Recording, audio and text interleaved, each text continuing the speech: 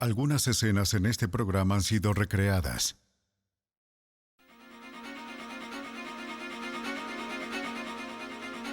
Un sombrero, un guante, un rastro de sangre.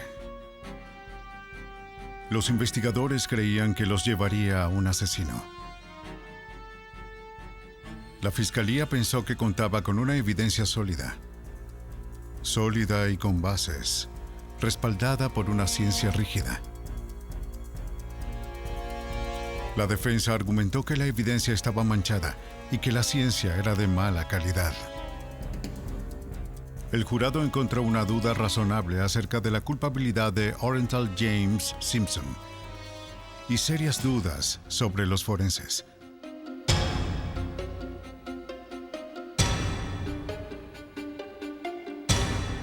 En los tribunales de justicia y en los salones de ciencia, fue el juicio del siglo.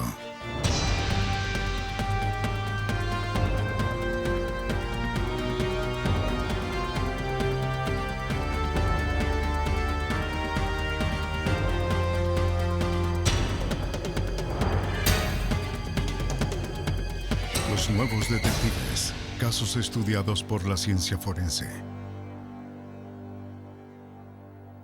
El juicio del siglo. Los Ángeles, California. La capital mundial de los medios de comunicación. Una ciudad famosa por el sol, las celebridades y el escándalo. Pero incluso para los estándares de Los Ángeles, los eventos de junio de 1994 fueron electrizantes. En un suburbio influyente, 2 personas fueron encontradas brutalmente asesinadas. El principal sospechoso era una estrella de fútbol convertida en actor de cine. Todos los ojos se enfocaron en el Palacio de Justicia del Condado de Los Ángeles, mientras el juicio se desarrollaba como una película de Hollywood. Durante 10 meses, el estado de California contra Orenthal James Simpson se jugó en la corte y en los televisores de todo el mundo. El 3 de octubre de 1995, el mundo contuvo el aliento cuando el jurado emitió su decisión. Le tomó poco menos de 3 horas para llegar a su veredicto. Nosotros, el pueblo, en el caso del estado de California versus Orenthal James Simpson, encontramos al acusado inocente. El veredicto fue un shock para los fiscales del distrito del Condado de Los Ángeles, que trabajaron en el caso, y para las familias de las víctimas.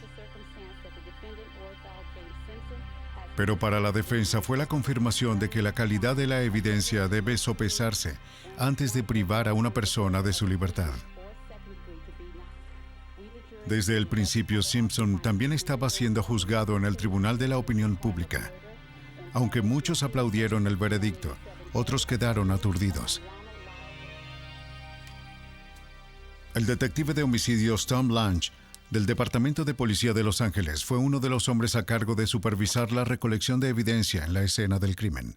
Hay personas en el corredor de la muerte, personas que de hecho han sido ejecutadas con mucho menos evidencia, 1/10 parte de esa evidencia. El abogado defensor Barry Scheck fue miembro del equipo soñado de Simpson y uno de los críticos más efusivos de cómo la evidencia contra O.J. Simpson fue recogida y procesada. La forma en que se manejaron las evidencias por parte de los criminalistas del Departamento de Policía de Los Ángeles y las personas del laboratorio del crimen cuando realizaron las pruebas de ADN iniciales y por la oficina del médico forense fue vergonzosa. Poco después de que comenzara el juicio, quedó claro que más que Simpson estaba en juicio. La ciencia forense también tendría su día en la corte. ¿Podrían las evidencias y los métodos con los que se recopilaron resistir el riguroso escrutinio del equipo de defensa? No hubo testigos presenciales de los asesinatos de Nicole Brown Simpson y su amigo Ronald Goldman. Pero desde el principio la fiscalía pensó que una fuerte evidencia circunstancial señalaba al asesino.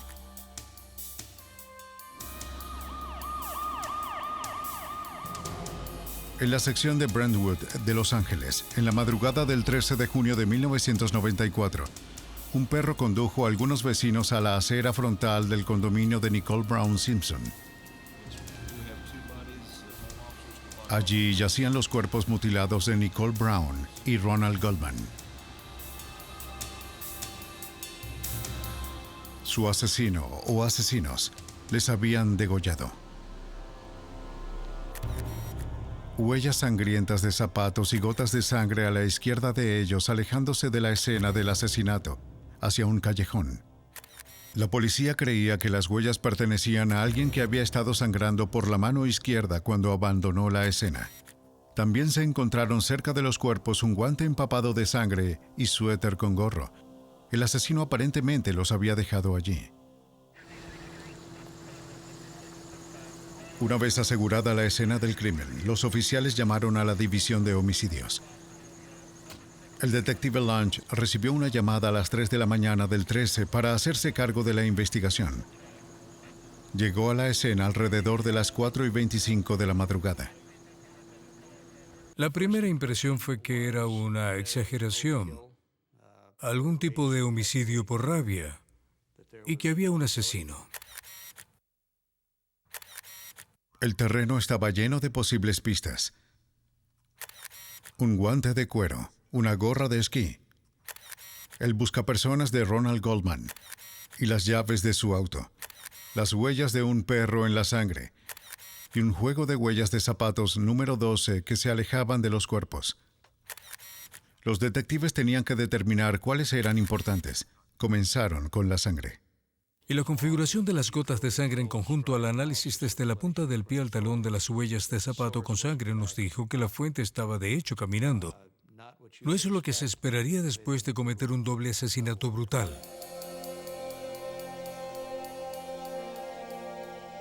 Hay una interrupción en su forma de andar y él se detiene y hay 2 o 3 impresiones que señalan hacia dónde estaba, indicando la posibilidad de que el asesino se detuviera y mirara hacia atrás.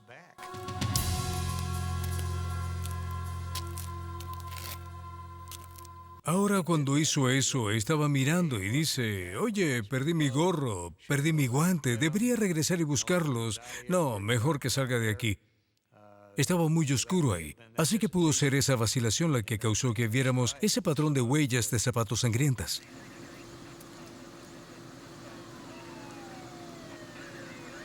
A petición de su superior, Lunch abandonó la escena del crimen para notificar al marido de la víctima, la ex estrella del fútbol y locutor O.J. Simpson, que su ex esposa había sido asesinada.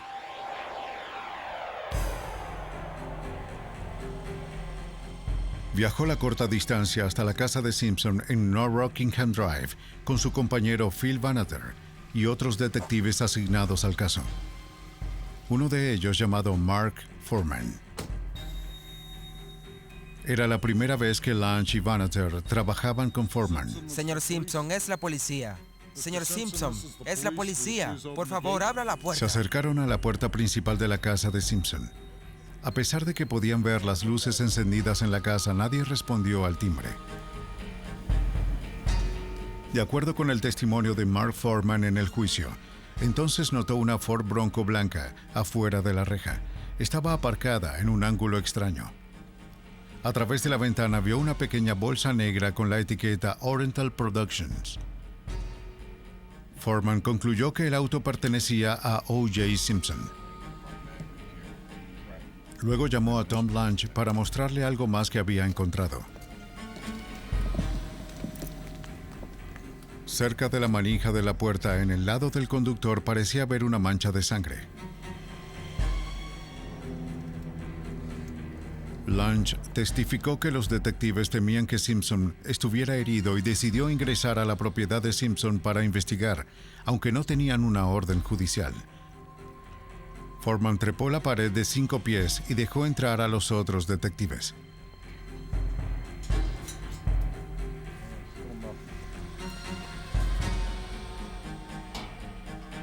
Lunch y Vanater revisaron la puerta principal, mientras Foreman investigaba detrás de la casa.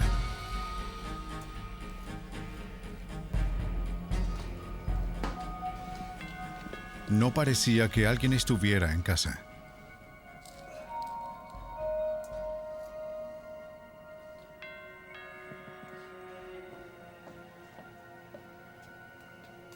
Los detectives sacaron a Kato Killing de un bungalú en la parte trasera de la casa. Killing, un invitado de Simpson, no estaba seguro del paradero de Simpson, pero le dijo a los detectives que había escuchado varios golpes fuertes detrás de su habitación esa misma noche. Más tarde, la policía se enteró de que Simpson se había ido horas antes a Chicago.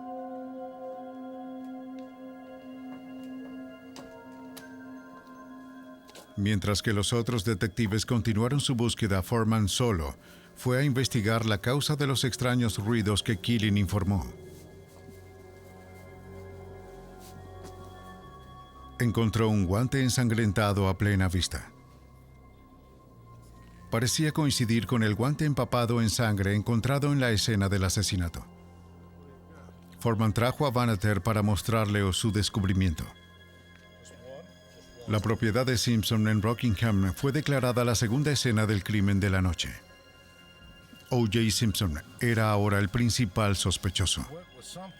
Él no era un sospechoso cuando fuimos a la propiedad originalmente, pero una vez que se encontró el guante, en ese momento se convirtió en sospechoso. Según el testimonio de Philip Banneter, cuando amaneció en Los Ángeles, pudo ver gotas de sangre en la entrada de la casa de Simpson.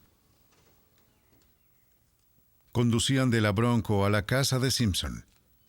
Más tarde, Banneter encontró gotas de sangre en el vestíbulo. Mientras miraba hacia la Bronco, vio aún más rastros de sangre en la consola y el asiento. Banneter ordenó la incautación del vehículo y a las 10:45 obtuvo una orden para registrar la casa en busca de evidencia adicional. Mientras tanto, Simpson regresaba de Chicago.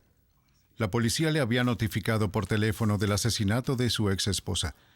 Aceptó ser entrevistado por los detectives Lange y Banneter sin la presencia de su abogado. Los detectives notaron un corte profundo en un dedo de su mano izquierda. Banneter le preguntó a Simpson repetidamente sobre la lesión. Sus respuestas parecían inconsistentes y contradictorias. Primero dijo que se cortó el dedo en Chicago con un vaso roto. Luego cambió su historia y dijo que tal vez se cortó en Los Ángeles y se le reabrió en Chicago. Creo que no me di cuenta cuándo sucedió. Para Lange y Banneter, la explicación de Simpson parecía evasiva. No recuerdo bien, solo estaba tratando de conseguir una toalla o ¿Fue en la algo. mano izquierda, señor Simpson? Comenzaron a investigar su paradero la noche de los asesinatos. Entonces, ¿se encontraba cortando una naranja con su mano derecha? La policía localizó al conductor de la limusina que llevó a Simpson al Aeropuerto Internacional de Los Ángeles para su vuelo a Chicago. Había llegado a la propiedad de Simpson antes de lo previsto a las 10:25 de la noche. Señor Simpson, Testificó que no vio la Bronco y no recibió respuesta cuando presionó el timbre en la puerta. Luego condujo alrededor de la cuadra y regresó poco antes de las 11 de la noche. El conductor dijo en ese momento que notó la Bronco estacionada en la calle y vio a un hombre afroamericano que caminaba apresuradamente por el camino de entrada a la casa.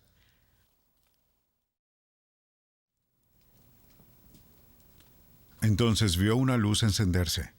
O.J. Simpson le dijo a través del intercomunicador que se había quedado dormido y que saldría en un momento. La policía creyó que los asesinatos ocurrieron alrededor de las 10:30. La fiscalía sintió que la coartada de Simpson no podía sostenerse. Ahora tenían que encontrar un motivo. Para desarrollar su caso, la policía entrevistó a amigos y familiares de Nicole Brown. Ellos sugirieron que el asesinato fue el acto final de un marido vengativo y abusivo. Nicole, maltratada y magullada, había llamado a la policía en 1989, acusando a Simpson de haberla golpeado. 911, emergencia. ¿Podría enviar a alguien aquí ahora al 325 de Gretna Green? Él está de vuelta, por favor. ¿Qué aspecto tiene? Él es O.J. Simpson. Creo que conoce su récord. ¿Podrías enviar a alguien para acá? ¿Qué está haciendo allí? Él acaba de conducir de nuevo. ¿Podría solo enviar a alguien? Espera un minuto. ¿En qué tipo de auto está? Está en una Bronco blanco, pero antes él rompió la puerta de atrás para entrar. Espera un minuto. ¿Cuál es su nombre? Nicole Simpson. Bien. Por sus acciones, un tribunal ordenó a Simpson realizar servicio comunitario. Más recientemente, los amigos dijeron que había estado acosando a Nicole, amenazándola y presionándola para renovar su matrimonio. Nicole también se había preocupado por la pérdida de un juego de llaves de su condominio. Se hablaría de ellas de nuevo después de su arresto. Días antes de ser asesinada, le dijo a su madre que las llaves estaban perdidas y pensó que Simpson las había robado y las encontramos en su persona. Sobre la base de la evidencia que habían recopilado, la policía de Los Ángeles presentó cargos contra Orenthal James Simpson. Estaba programado para ponerse en custodia a las 11 de la mañana del 17 de junio de 1994, cuando no llegó a la sede de la policía. La policía de Los Ángeles fue a arrestarlo, solo para descubrir que había huido.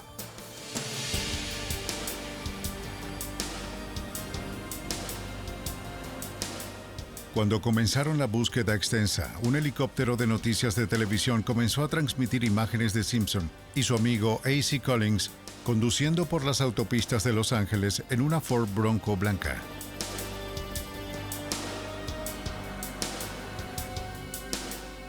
Después de regresar a su mansión de Rockingham Drive, Simpson se rindió a la policía.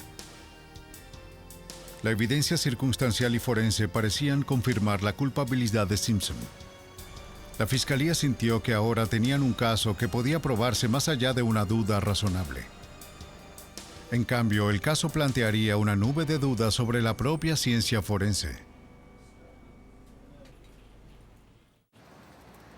Una semana después del inicio de la investigación de los asesinatos de Nicole Brown Simpson y Ronald Goldman, la policía entregó su caso a la oficina del fiscal del distrito. Los fiscales, junto con Tom Lange y Phil Vanater, del Departamento de Policía de Los Ángeles, confiaban cada vez más en que su caso se presentaría en los tribunales. Phil y yo hablamos de que nuestras últimas 10 investigaciones de asesinatos combinados no tienen esta evidencia, así que sin duda hay más pruebas que desafío a cualquier fiscal para que me diga que han visto más, a menos que lo haya visto en el estadio de los Yankees frente a 80,000 personas. E incluso he oído hablar de más pruebas en un caso criminal que este. La fiscalía acumuló lo que se sentía como una montaña de evidencia. Los 2 guantes manchados de sangre, sangre encontrada en la escena, en la Bronco de Simpson y en su ropa, así como también en el cabello encontrado en la gorra del suéter, compatible con el de un hombre afroamericano. Esto es una evidencia muy importante. Circunstancial, sí. Pero la evidencia es extremadamente importante. Pero lo que es interesante en este caso es todo lo que terminó en el intento de huida de O.J. Simpson. Nada fue exculpatorio. Nada decía que alguien más estuviera involucrado o una segunda persona. Nada decía que él no lo hizo. El juicio de O.J. Simpson por el asesinato de su ex esposa Nicole Brown y su amigo Ronald Goldman comenzó en enero de 1995 en el juzgado del condado de Los Ángeles.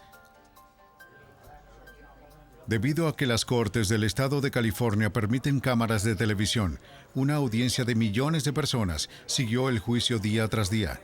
Fue el juicio más visto de la historia. Para el detective de la policía de Los Ángeles, Tom Lange, esto dificultó los testimonios. Así que estoy en el estrado después de todos estos días y tengo un jurado mirándome. Por encima de ellos está esta cámara con 50 millones de personas que me ven en vivo. Me estoy concentrando en esa cámara y todos estos millones de personas que me están mirando. ¿O me estoy concentrando en el abogado y en las preguntas que me hacen? Ese es el impacto negativo que puede tener mucha publicidad en un caso. Y jugó un papel aquí. La fiscalía trataría de probar que O.J. Simpson actuó solo, matando a Brown y Goldman con una eficiencia brutal. La sangre de Goldman fue encontrada en Brown y viceversa. Para la fiscalía, esto significaba que el mismo cuchillo había sido usado para matar a ambas víctimas. Para comprender mejor cómo se cometieron los asesinatos, la fiscalía buscó la pericia del reconstructor de la escena del crimen y ex detective de homicidios Rod Englert. Solo tengo que ver la evidencia, dejar que la evidencia hable y luego encontrar el apoyo de esa evidencia para hacer una secuencia lógica. Eso es lo que se hace en una reconstrucción. 7 semanas después de los asesinatos, Englert primero caminó a través de la escena del crimen en un intento por armar los elementos de su reconstrucción. Primero tuve que tener una idea de la escena. Las dimensiones, el espacio, caminar por la casa de Nicole, subir, bajar. Y puede resultar interesante. ¿Sabes qué buscaba? No sé qué buscaba. Solo lo sé cuando lo veo. Sé lo que está fuera de lugar. Por esa experiencia que no es cerebral o algo así, pero yo, habiéndolo visto tantas veces, simplemente reconozco lo que no está bien. Esta reconstrucción se basa en el informe escrito de Englert presentado en la corte. Especula cómo pudo haber ocurrido el crimen y cuánto tiempo pudo durar, asumiendo la teoría de la fiscalía de que O.J. Simpson fue el asesino. La defensa sostuvo que los asesinatos habrían implicado una lucha prolongada de hasta 15 minutos. La fiscalía, sin embargo, creyó que tomó un total de 30 segundos.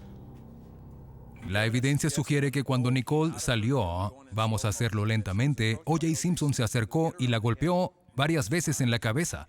Ella tiene 3 heridas en el lado izquierdo de su cuello, muy profundas. Y cuando ella cae, hay abrasiones en el codo, la cara, por golpear el suelo. Cuando ella estaba en el suelo, Ron Goldman se acerca. Cuando él camina, se produce un altercado. Su guante se cae porque O.J. Simpson tenía su brazo izquierdo alrededor. El guante cae en la escena. Incapacita a Ron Goldman y regresa con Nicole, recoge su cabello, corta su garganta de izquierda a derecha hasta su espina dorsal, baja su cabeza y con la evidencia que está en el cuchillo, vuelve para cortar la garganta de Ron Goldman. O.J. Simpson sangraba en los nudillos. Luego arrastra el cuerpo de Goldman a su lado izquierdo, en esta posición. Luego vuelve con Nicole, la pisa en la espalda. Hay una impresión de pies en el área de su espalda. Y luego abandona la escena. A Englert también se le ocurrió la teoría de cómo se quedó el guante del asesino en la escena del crimen y cómo O.J. Simpson se cortó la mano. Eso es consistente con el guante que es removido. Así sucedió. En el altercado, el guante se desprendió y cayó al suelo. Y observa la hoja del cuchillo en este punto. Saca el dedo, sería paralelo a donde estaría la mano de O.J. Así podrías venir y hacer esta incisión, que estaba en su dedo. Todo es en paralelo. No hay nada que se cruce, y esto es consistente con la evidencia que indica que hubo una lucha. Los fiscales sintieron que al cortar su propio dedo, Simpson había dejado inadvertidamente el rastro de sangre, que por sí solo era altamente incriminatorio. Eso, más su motivo y la falta de una coartada, era bastante posible obtener una condena. Pero los detectives todavía tenían en su mayoría pruebas circunstanciales contra él. Intentarían congelar el caso a través del ADN recogido de las manchas de sangre. El análisis de ADN en las últimas 2 décadas había comenzado a revolucionar las investigaciones criminales. Hasta hace poco, las pruebas de sangre tenían un uso limitado para ayudar a identificar a los delincuentes. Al examinar lo que se denomina antígenos en sangre, los científicos podrían determinar su tipo A o B o AB, pero no pudieron rastrear una muestra de sangre de ninguna persona. A partir de la década de 1980, la ciencia prometió que las pruebas de sangre serían mucho más significativas al examinar su ADN. El ADN que se encuentra en cada célula de nuestro cuerpo contiene las instrucciones codificadas de nuestro ser, el color de nuestros ojos, nuestra altura y color de cabello, el tamaño de nuestro cerebro, etc. Como no hay 2 humanos iguales, excepto los gemelos idénticos, se entiende que no hay 2 personas que tengan el mismo conjunto de instrucciones de ADN. Al romper el código, los científicos pudieron identificar los patrones o marcadores que distinguen el ADN de una persona de otra.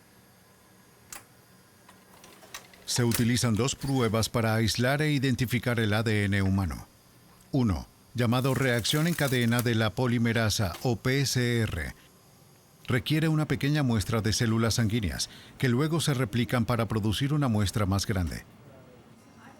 Para la otra prueba llamada polimorfismo de longitud de fragmentos de restricción o RFLP, los investigadores deben comenzar con una muestra de células mucho más grande.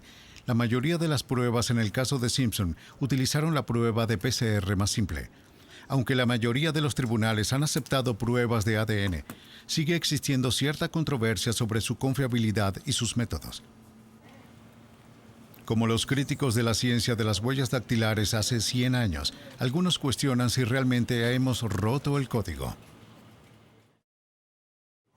Además de eso, la ciencia del ADN es difícil de explicar y para muchos jurados es difícil de entender. Los resultados del análisis de ADN en el caso de Simpson fueron impresionantes. Un experto de la fiscalía declaró que las gotas de sangre que se alejaban de la escena del asesinato probablemente eran de O.J. Simpson. Las probabilidades de que la sangre provenga de otra persona se calcularon en 1 en 170 millones. La sangre encontrada en la puerta trasera de la escena del crimen también fue identificada como la de Simpson. Aquí las probabilidades de que fuera de otra persona era de 1 en varios miles de millones, más que la población del planeta. Esto esencialmente probó que la sangre era de Simpson.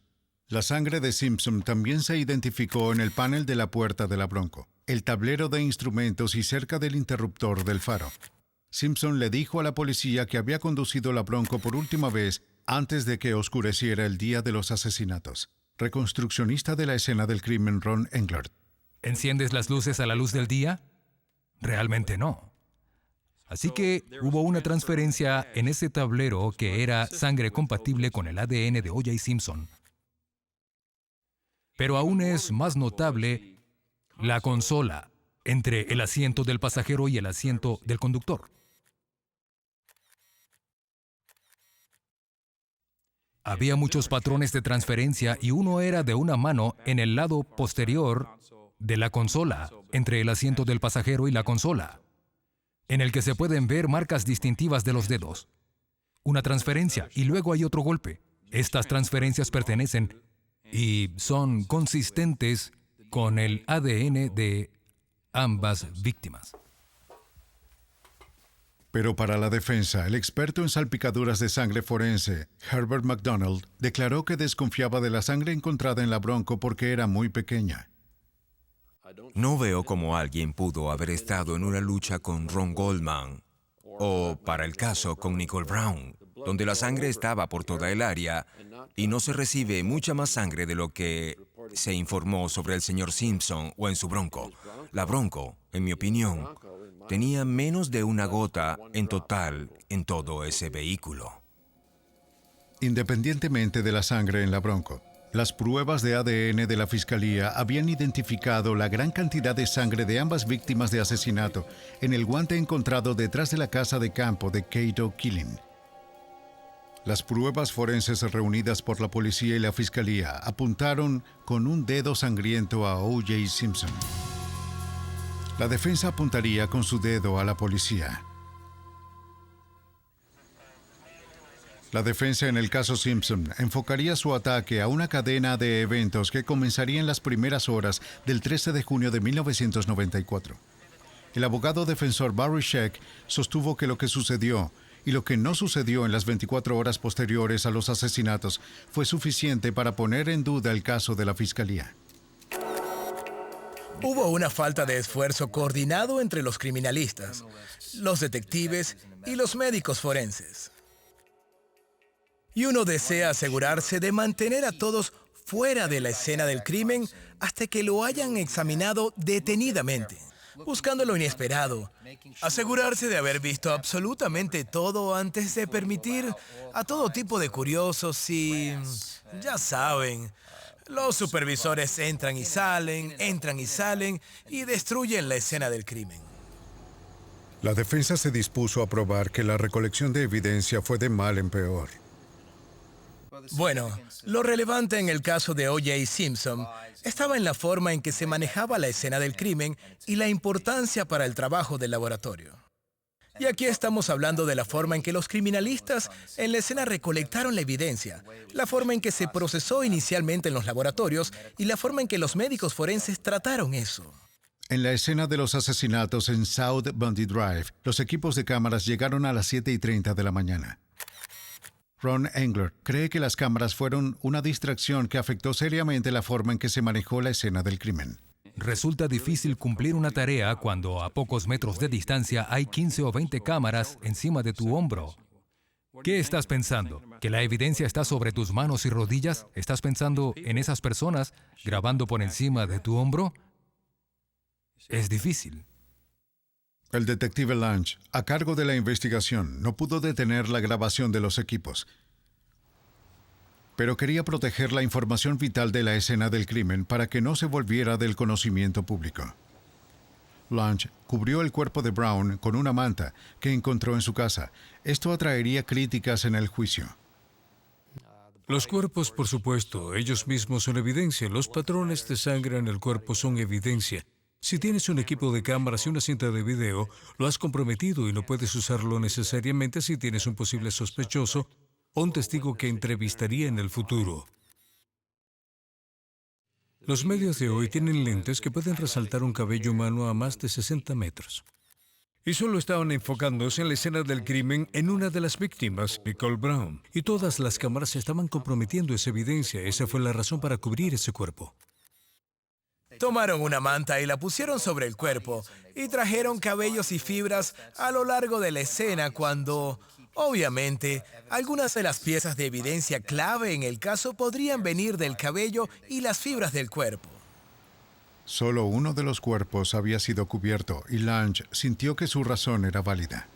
¿La contaminamos? Siempre existe esa posibilidad, pero en este caso fue exactamente lo correcto porque no había contaminación.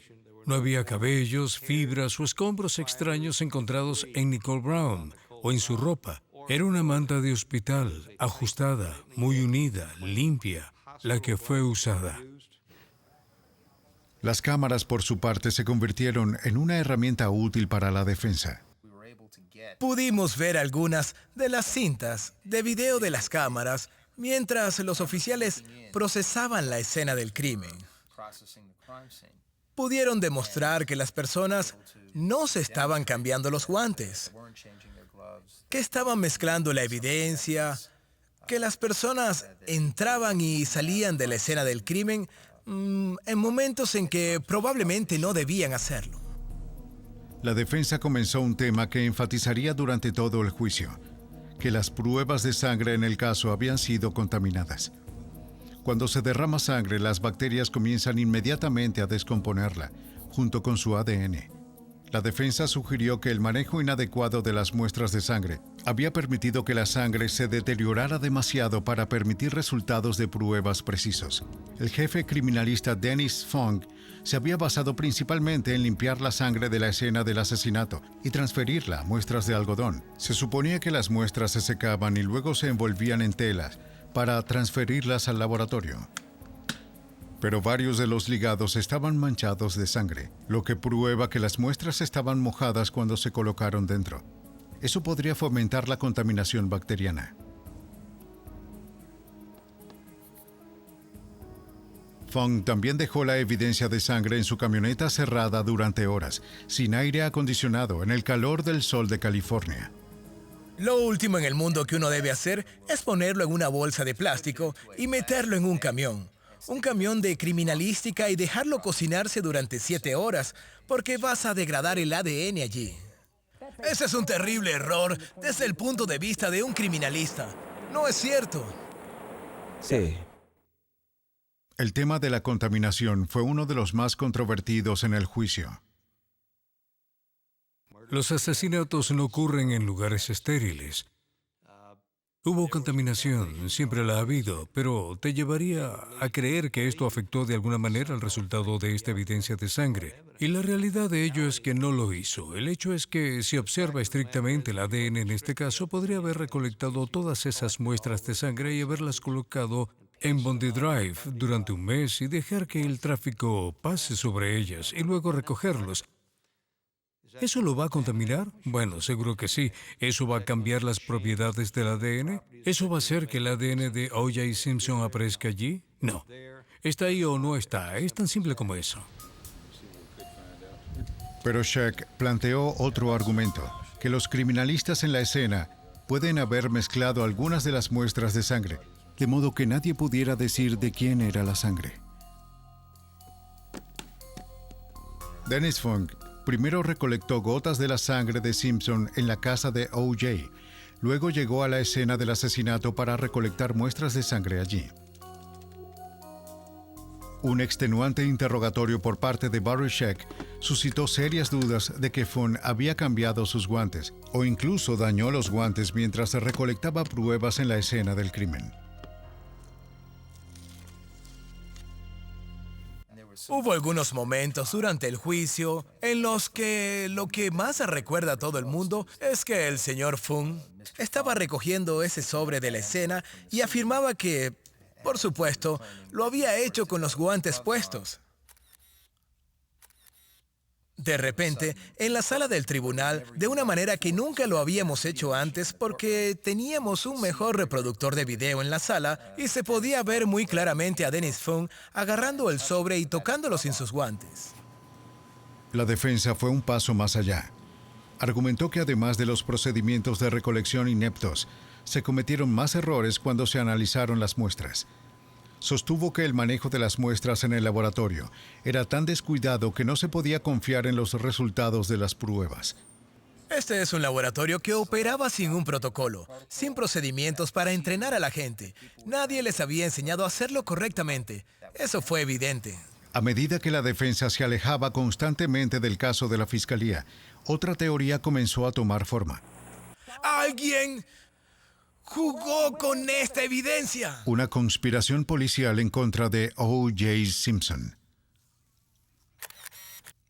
La montaña de pruebas forenses en el caso Simpson se estaba convirtiendo en escombros. La defensa ahora planteaba su propia teoría. Algunas de las pruebas habían sido plantadas. La prueba inició en la puerta del condominio de Nicole Brown. Según el testimonio, la policía regresó a la escena del crimen 3 semanas después de los asesinatos y encontró la sangre de Simpson en la puerta trasera, cerca de las sangrientas huellas del asesino. Debido a que se perdieron durante la investigación inicial, la defensa sugirió que pueden no haber estado allí en el momento del asesinato. El detective Tom Blanche reconoce que la sangre de la puerta debió recolectarse antes. Generalmente, en una escena del crimen, el detective hará un recorrido final con el criminalista, la agente de fotografía, la agente de huellas dactilares, otros detectives que han hecho escrutinios y otras cosas. Y vamos a caminar a través. Hicimos esto, hicimos eso. Si eso hubiera ocurrido aquí, no habríamos tenido el problema con la sangre en la puerta trasera. Durante su interrogatorio inicial, Simpson aceptó dar a la policía una muestra de sangre. La defensa sugirió que alguien había plantado algo en la puerta. Aunque presumiblemente expuesto a los elementos 3 semanas más, el ADN de la sangre en la puerta no se había descompuesto tanto como el ADN de la sangre recolectada horas después del crimen.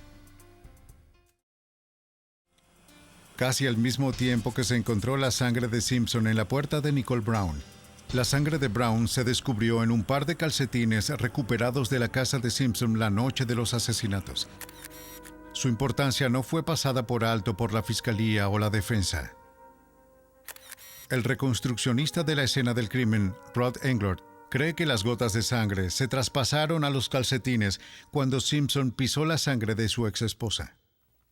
Y en los calcetines hay un patrón de sangre proyectado que tenía que ser transportado por aire. Cuando llegó a los calcetines, creó numerosos puntos alrededor del tobillo en la parte delantera de uno de ellos y numerosos puntos de cabeza en el otro.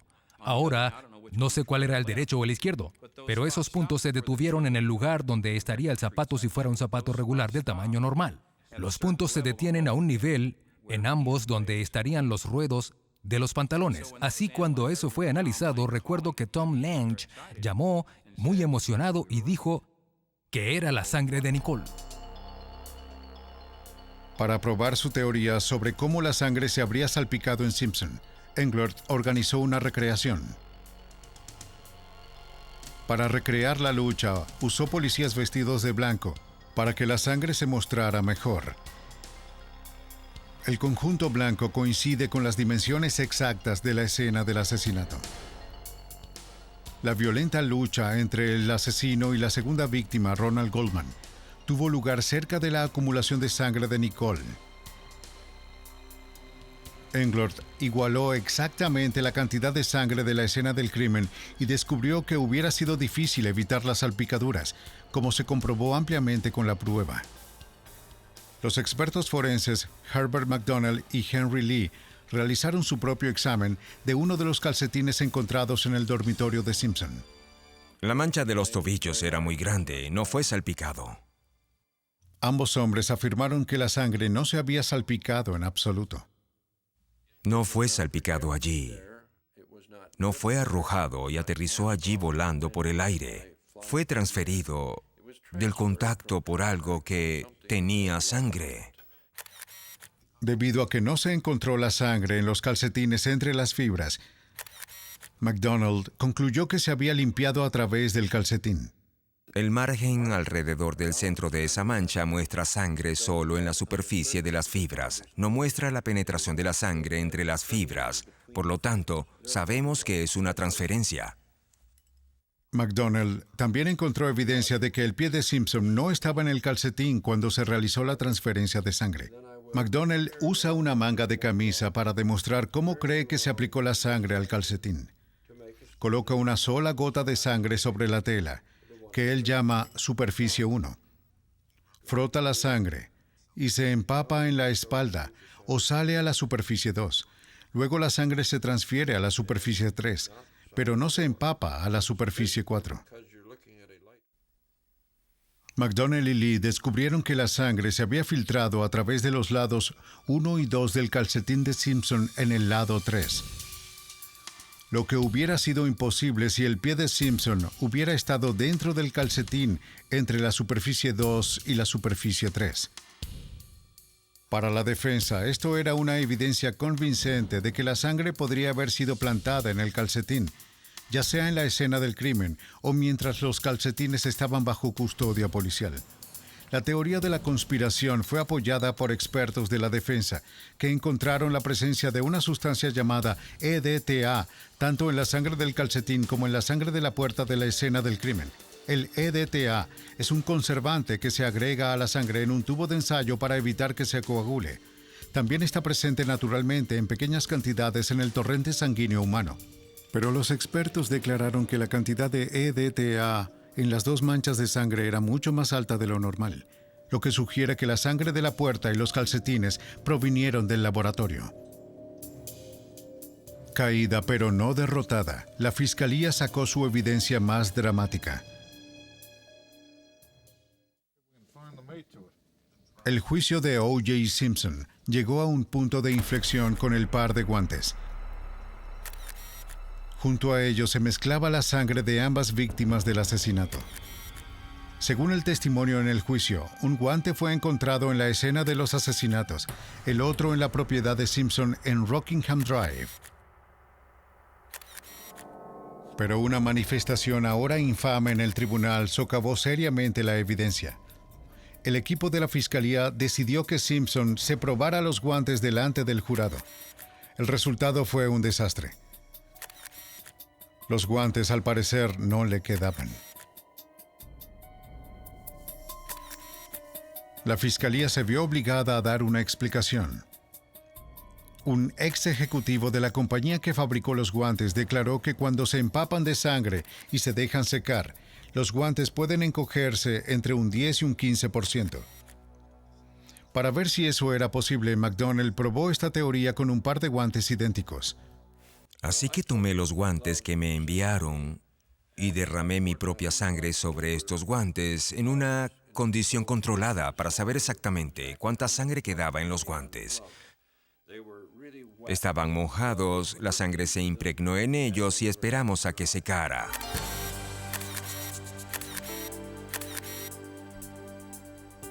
Antes del experimento, McDonnell fotocopió el guante para documentar su tamaño. Después de que se secó el guante ensangrentado, lo volvió a fotocopiar para comparar. Se había contraído menos de 1%. A continuación, quería averiguar qué tan pequeño se volvería el guante si realmente se encogiera tanto como afirmaba el fabricante. Usó la fotocopiadora para reducir el guante de 10 a 15% de su tamaño original. Luego comparó las reducciones con la fotocopia original. El cambio fue enorme. Con un 15%, los guantes se habrían encogido en 1,5 pulgadas. En opinión de McDonnell, nada podría reducir eso drásticamente de la noche a la mañana. Como parecía poco probable que los guantes pertenecieran a Simpson, la defensa tuvo una oportunidad para ampliar su teoría de una conspiración policial. Ya había sugerido que alguien había plantado sangre en la puerta trasera de la escena del asesinato y en los calcetines de la habitación de Simpson. Ahora presentó la teoría de que el guante encontrado en la propiedad de Simpson también se habría plantado deliberadamente. Mark Foreman estaba solo cuando encontró el guante en la casa de Simpson. También había estado entre los primeros detectives en llegar al condominio de Brown, donde se había encontrado el primer guante. La defensa sugirió que Foreman había recogido el segundo guante en la escena de los asesinatos, lo había llevado con él a la propiedad de Simpson y lo había plantado en el camino detrás de la cabaña de Kate O'Keefe. Para el detective Lange de la Policía de Los Ángeles, habría sido imposible para Foreman haber encontrado el segundo guante en la escena de los asesinatos, ya que él era el 13º detective que firmaba el registro. Porque 12 personas allí antes de Foreman solo vieron un guante. Y es muy lógico la forma en que Foreman encontró el guante. Estaba haciendo lo que cualquiera hubiese hecho luego de una entrevista con Kate O'Keefe. Llevando su teoría un paso más allá, la defensa sugirió que antes de plantar el guante, Foreman podría haberlo usado para untar la sangre de las víctimas dentro de la Bronco de Simpson. Fue una afirmación que hizo hervir la sangre de la policía de Los Ángeles. Mark Foreman no plantó ninguna sangre. Absolutamente no lo hizo. No lo hizo. Él no tendría conocimiento de cómo hacerlo y no hay evidencia de eso. No había salpicaduras de sangre en la Bronco. No había gotas. Todo fue transferido.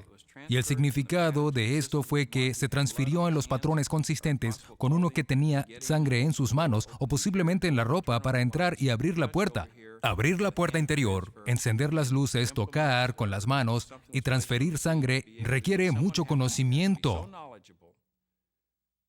Y ser tan astuto acerca de lo que podría suceder, no tengo esa capacidad. No conozco a nadie que lo haga para que sea consistente. Y luego repetirlo con los calcetines de la casa es simplemente imposible. La defensa no tenía evidencia real de que el guante fue plantado, y al principio no pudo proporcionar ningún motivo para que Foreman lo plantara. Pero eso pronto cambió. Y en su juramento usted dice que nunca ha usado la palabra negro para referirse a un afroamericano en los pasados 10 años, detective.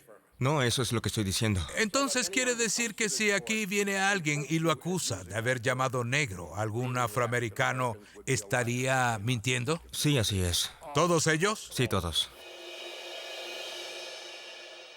En uno de los momentos más dramáticos del juicio, la defensa presentó evidencia de que Foreman había expresado su odio hacia los negros.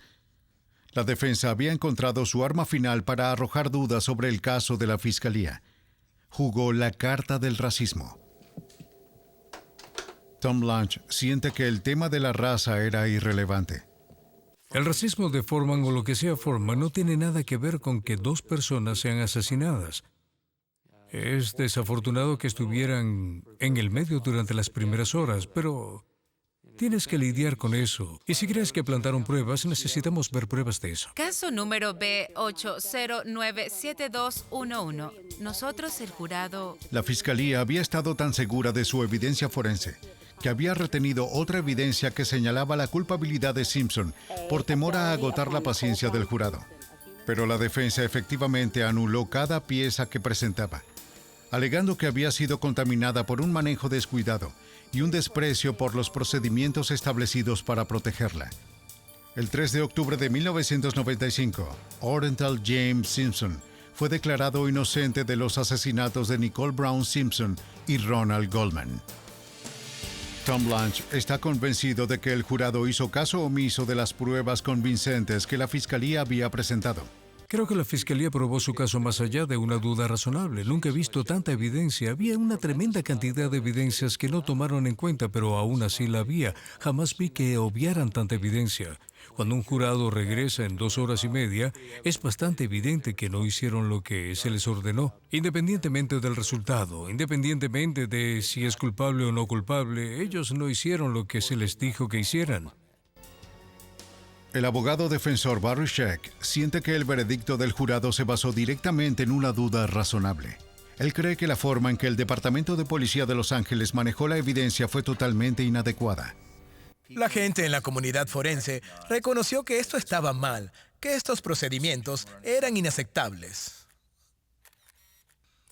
Cuanto más sofisticada es la tecnología, más importante es la evidencia forense. Mayor es la importancia que estas personas desarrollan y son capaces de mantener un alto grado de independencia y profesionalismo. Este tipo de laboratorio es el tipo de laboratorio que estudia la escena del crimen y es nuestro mejor recurso para condenar a los verdaderos culpables y exonerar a los verdaderos inocentes. Después de la absolución de Simpson, los abogados que representaban a las familias de las víctimas en una demanda civil aprenderían de los errores del juicio penal. Traían pruebas circunstanciales que no se presentaron anteriormente, como el hecho de que Simpson era dueño de un par de los costosos zapatos Bruno Magli, como los que dejaron su huella en la escena del crimen. La fiscalía solo tenía que convencer a la mayoría de los jurados, más allá del 50% de certeza de que Simpson era culpable. La fiscalía tuvo éxito y O.J. Simpson fue encontrado responsable por la muerte de Ronald Goldman y Nicole Brown. Se le exigió pagar $33.5 millones a las familias de las víctimas. Durante el juicio penal, la fiscalía tenía lo que consideraba una evidencia irrefutable. Estaba mal. Las técnicas de manejo y recolección descuidadas robaron la evidencia de su poder. Solo sirvió para levantar dudas. Las consecuencias del juicio de Simpson resonaron en los salones de la ciencia. Los forenses en sí mismos se colocaron en el estrado y quedó claro que el testigo más confiable también puede ser el más fácilmente comprometido.